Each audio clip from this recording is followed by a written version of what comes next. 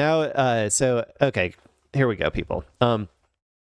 So America, despite being bogged down in endless, unending wars around the world, constantly 24/7, including currently Iran, is still somehow considering going to war with yet another country. Yet another country. At this point, I kind of see Iran as like just like the dude that's just like putting their body on the line, like I don't know, like fucking Spider-Man in that scene in New York where he stops the subway train, where the subway train is like America, like trying to like bash through and like beat the shit out of every country that they can, whereas like Iran is like that Spider-Man who's just like trying to stop it. Like that's kind of what it feels like at this point. Because yeah, America, I got news for you. America is ready to go to war with Cuba, people. A country that is 90 miles off our coast, which I'm obviously not a fan of. I do not want us to go into even more wars, spend even more of my tax dollars. I kind of hope that Iran is able to just keep America preoccupied indefinitely in the Middle East, or at least not, at least for a while in the Middle East, so that America is so humiliated and defeated that it doesn't continue its wars of pedo aggression across the region or across the world. But yeah, America, it sounds like, is planning to go to war with Cuba next. Cuba. So this video is from MS Now. It's about, it says Cuba acquires drones to possibly use on US. And that's the thing that you got to understand is Cuba is not the Middle East, right? Cuba isn't way over there. Like there is a legitimate chance that if America goes to war with an island country that is like I think 90 miles off the coast of Florida, there is a legitimate chance that Cuba could hit America with drones, right? That Cuba could, or missiles. I don't know if they have that much missile capability, to be honest. But if they buy some drones, like there is a chance that, like, you know, Disney World or some shit could get hit by a drone. Like, so like if there's any, you know, I know Americans are very selfish, and because we don't ever see the impacts of our militarism over in the Middle East, I'm trying to make you guys understand that, like, this isn't the same thing as our usual militarism. If we're going to war with a country that's like so close to us, there is an actual chance that they could, you know, attack the home front. So just letting people know. Anyway, let's watch this video. New report, as Sam has just suggested, from Axios reveals that Cuba has acquired more than 300 military drones and could be preparing to use them against the United States. White House reporter Mark Caputo cites classified intelligence shared with Axios, detailing how Cuba has started discussing plans to possibly use the drones to attack the U.S. base at Guantanamo Bay, U.S. military vessels, and Key West in Florida, which sits just 90 miles north of Havana. 90 miles. Mark joins us now. Great reporting, Mark. We know that John Ratcliffe was down in Cuba, the director of the CIA, just last week. Is this part of the reason that he was down there, to say to the Cubans, don't even try this? Because clearly the Cubans, as is every other small country... Okay, here's the problem, though. The Cuba has seen what capitulation looks like at this point to America, and it's not good. You can't capitulate to America, or else they will, you know, just destroy you. They will see. And so I think that their best bet, honestly, is to, you know, just continue resisting as much as possible. The bright side, again, I try to always look for some sort of bright side, is that if America does decide to attack Cuba, the inevitable consequence is going to be a unification amongst the Cuban people. Even the people who are, you know, who, in my opinion, wrongfully believe that the communist government is the reason for all of their problems. They will be forced to realize that, okay, America is not in any way, shape, or form going to protect us, and so or like going to try to help us, you know. So I think that there's an aspect of this that could look a little bit like Iran with a rallying around the flag effect. The obvious bad part is that Cuba does not have the same military capabilities that Iran does. I don't know if Cuba has a very big missile stockpile. I don't really think so. Let's see if we can learn real quick. Does Cuba have missile systems? I don't care about nuclear missiles. Okay. All of these articles are talking about nuclear missiles. I want to know if they have like ballistic missiles. As far as I know, I haven't heard much about that. If they have any, I guarantee you they're not going to be in underground mountain facilities like Iran. Cuba doesn't have the luxury of Iran's geography, which is a huge part of why Iran is able to resist so effectively against America's aggression. So Cuba, unfortunately, I don't think would have the same level of deterrence, and also doesn't have any sort of like, choke point like the Strait of Hormuz to impact like America in a meaningful way. So I don't really see a great way that Cuba can in any way stop like America from the worst aspects of its imperialism. However, I do think that if they can resist and hold out long enough, America will be forced to retreat eventually. Similar to like Vietnam and stuff, where Vietnam, I don't think had huge capabilities really in terms of their level of warfare. It was very guerrilla, like their technology wasn't the best, but they were able to just resist long enough. And perhaps Cuba could too, if we go into a full sort of, but again, with Trump's ability, or with Trump's lack of wanting to ever make any, lack of desire to have any sort of ground troops or anything like deaths, like military deaths. I don't know if they would do anything other than airstrikes. At that point, it would then just be, trying to survive airstrikes. And like I said before, no regime has ever been changed through airstrikes alone. So they would have to do some sort of boots on the ground situation if they wanted to actually do regime change. I guess what I'm saying is America would be a lot more like capable of achieving its military goals probably when it comes to Cuba than when it came to Iran. Iran was like a fantasy. They were living in a fantasy when they thought that they could do regime change there. Cuba, they potentially could. It would involve some troops on the ground, but I think that they would probably be able to. For the CIA just last week, is this part of the reason that he was down there, to say to the Cubans, don't even try this? Because clearly the Cubans, as is every other small country in the world, is studying asymmetric warfare at the moment. Yeah, my understanding, the answer to that is yes. One of the sources he spoke to for the story said that this was specifically raised by Ratcliffe when he met with his Cuban counterparts down in Havana. It was also sort of a show of force for him to go down there. There's two ways to look at why the United States is coming out with this information now. And notably, Cuba is not denying it has the drones.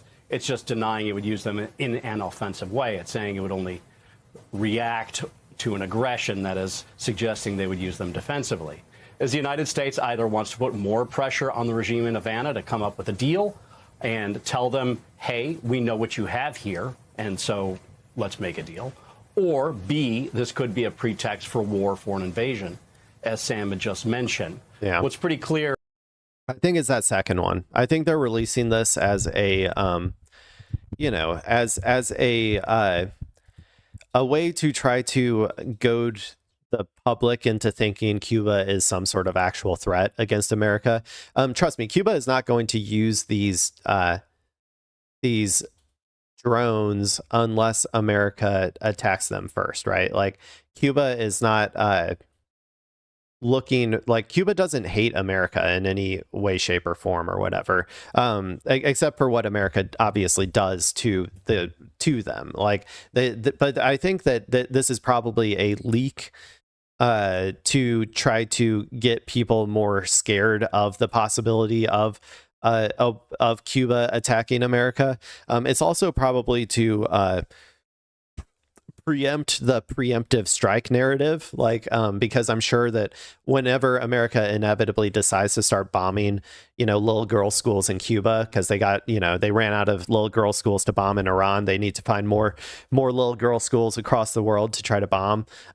Whenever they start bombing them in Cuba, they're probably going to claim like it's a preemptive strike or whatever, because every single war of aggression that we have ever been in has been claimed like by a preemptive strike, which is why I think the entire concept is stupid and should be it should always be illegal under all circumstances, in my personal opinion. But yeah, I'd say that those are probably the reasons that we're getting this information right now, if I had to guess. There is that though there have been talks, the talks haven't been that fruitful. And the United States just keeps piling pressure on pressure on pressure on the regime in Havana. Not only did they happen to mention to us this report and this information about Cuba's nascent drone program and drone technology, on Wednesday, there are... The other reason, by the way, that it's more likely that they could get regime change here is because the CIA already has a lot of operatives in Cuba. So if they did want to spark a rebellion or whatever, like that sort of thing, America and Israel tried to do that with the protests in Iran, but I think that they have a much stronger chance of doing it in Cuba, just because of the huge CIA presence over there. Nascent drone program and drone technology. On Wednesday, there are plans to formally indict Raul Castro for the 1996 shootdown of two aid planes from a group called Brothers to the Rescue that are based in Miami. And then there are various sanctions that are being imposed. Anytime it says from Miami, I'm like, no way. That was a CIA operation for sure. It may have been two like Cuban expats or something that the CIA convinced to do something stupid, but I guarantee you there was CIA operations involved when it came to that plane shooting. In an increasingly difficult way on Havana that are starting to penalize private companies, foreign companies, that are doing business there and taking more and more money out of the already broke country. They barely have any fuel. In some streets in Havana, the only lights that are now on are from trash fires that people are burning. It's a very difficult situation, and it looks like it's going to get worse. Mark, this is David Ignatius in Washington. I want to ask you two things. Those of us who are old enough to remember 1962 think that the introduction of any kind of new offensive weapons into Cuba is potentially very dangerous. Cuban Missile Crisis stuff. So first question is whether you get the sense that it's being taken that seriously by the Trump administration. Second question, this talk about indicting Raul Castro obviously reminds us of Venezuela. And the essentially the kidnapping of the then Venezuelan President Maduro. Do you see that as being in the early stages of actually being planned? As for the first part, the Cuban Missile Crisis comparison, these aren't nuclear weapons. The United States, the sources that we spoke to said that though this is a concern, and it's a concern that there are IRGC, Islamic Revolutionary Guard Corps members from Iran who are in Havana, who do advise the regime that they're there. That's a good strategy. You should get as much information from Iran on strategy of defending yourself against America's pedo-billionaires as you possibly can, because it is like they have succeeded on a level that nobody thought possible. But they also prepared for this inevitable war that they saw coming. They've been preparing for it for 30 years, whereas Cuba, to some extent, I don't think was ever given the air to breathe, and like was never able to really put all of their focus into, like I said, they also just don't have the geography, but like put all of their focus into defending from America. So yeah, there, and they don't want them there with these drones, that it's just not as much of a threat, say, as having a nuclear weapon. As for the second part, the indictment of Castro. Man, if only they still had a nuclear weapon, man, then America wouldn't be able to do this. Like, it would be, God, the world would be such a safer place if all of these places just had nukes, man. I swear. I used to not feel this way, but now I'm really starting to feel this way because America just cannot stop attacking every country that does not have a nuclear umbrella. And they leave the fuck alone every country that does have a nuclear umbrella. It's crazy. Does certainly have these echoes to the operation in Venezuela. The difference that I think people need to understand between Venezuela and Cuba from the United States perspective is that Cuba is much less of a sort of a cohesive nation where if you remove the dictator, you can have people you can do business there with. In this case, Castro is a de facto dictator. He sort of says yes and no to various ideas to move the nation forward, but it's ruled sort of by a Politburo, and there are just not people there who want to make a deal with the United States.